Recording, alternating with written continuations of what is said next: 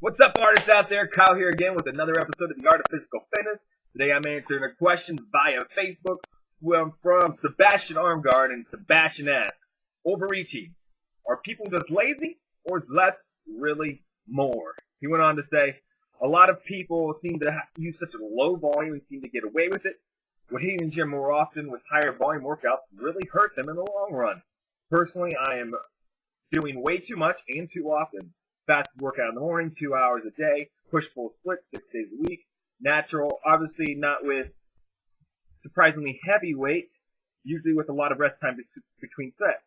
Am I standing in my own way by overreaching? So, Sebastian, what it comes down to is really the person. The human body is incredibly adaptive, and no matter the stress, in most scenarios, it can adapt and will be able to respond to a training stimulus.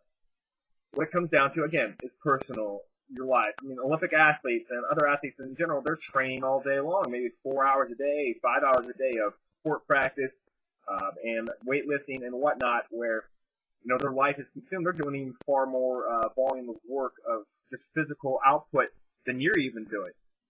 But the thing is that they don't really have much things to concern themselves with that affects their recovery and affects their mind and their attitude outside of just their sport. They don't have, those, a lot of the common things that a common man might deal with on a day-to-day basis. So really, it's up to you if you have the recovery ability to deal with it and giving yourself time to adapt to a high volume of training approach. Now, we're also saying here that it sounds like you're kind of saying, I could be off here, where it is, it's either a high volume or a low volume approach. There's no middle ground. Well, me personally, I fluctuate between the two. There are times when I go high volume, and then these times I usually break up my days upper split, lower body, 2 days later, 3 days a week type training, and I'll have 1 day dedicated completely to the bench, where it's bench, pause bench, dead bench, and then stuff in my upper back and dips for triceps and shoulders. So it's a really dedicated high volume approach to bringing up my bench. The next day will be a very similar approach for, say, the squat, and then the next day continue on military press, and then the next day deadlift, sort of like a 5-3-1 approach, if you are familiar with that type of training program, as far as how the daily plan is, the weekly plan is structured. Those are my high volume periods.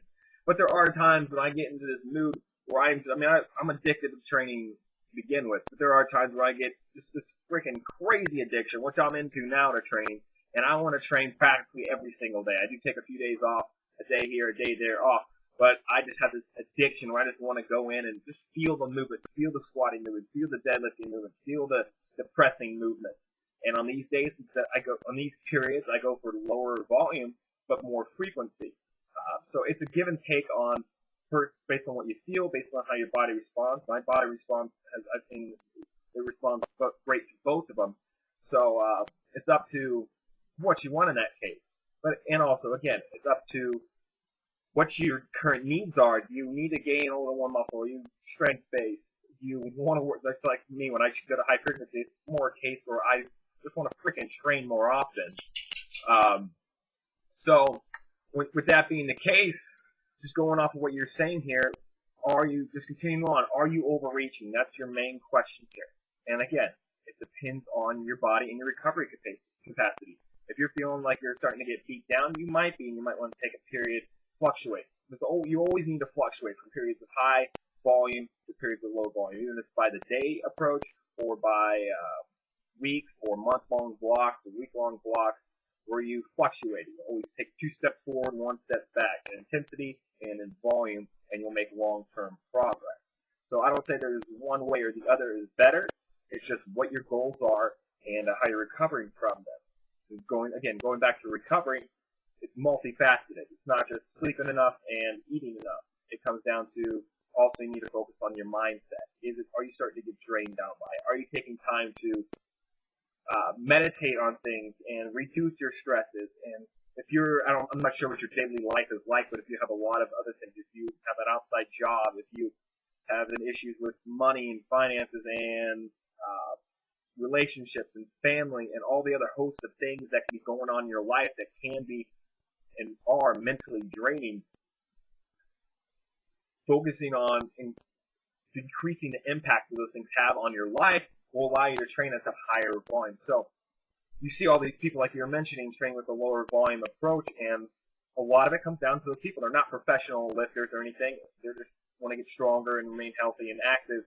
And so it's just the training that they have come up with that fits their life. Again, but there's no black and white in this scenario. You can have high volume, but low volume, high frequency is not bad. I highly suggest actually going through periods, a block of or phase of high volume and a block or phase of low volume, high frequency. Again, this type of changing will allow your body to continue to adapt in the long run and see sustained success. So, Sebastian, I hope this answered your question as far as overreaching. If again, people are not being lazy. Well, in some cases, I mean, we can't make a blanket statement. There are lazy ass people out there, but it's not being lazy if you're doing a low volume approach. You have to base your training off of your recovery abilities and outside influences. If someone might be busy working 10 hours a day and they have kids that they have to deal with, perhaps only have 2 days a week or 15 minutes 3 days a week to be able to train effectively because their schedule is what demands of it. So then that's what they have to go with, and you can certainly make progress on a program like that where you just Dan John's famous 1 lift a day program, or just simple squat, bench, deadlift, bench twice a week, and that's your program. You can make success. You can have success on a low frequency, even low volume plan like that. So adjust with your training. Don't always stick with one thing. Experiment with lower volume, higher frequency work, but also people who don't do much low volume, high frequency work, experiment with high volume work.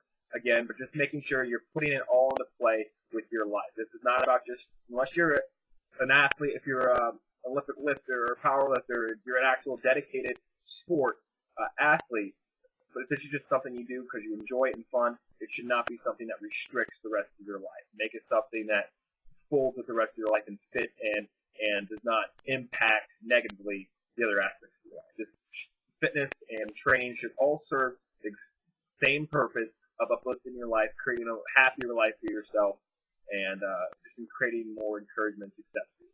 So, again, I hope this answered your question, Sebastian. If you need further detail or anything like that, go ahead and post a reply to the video or send me another message on Facebook, and I'll be happy to create a follow-up for you to answer any questions you have. For anyone else, if you yourself have questions, link right here. If you're not a VIP member of the Art of Physical Fitness, link right there and click on it. So, until next time, this is Kyle with the Art of Physical Fitness again. Thanks, and thanks for stopping by, and I will talk to you guys soon. Bye.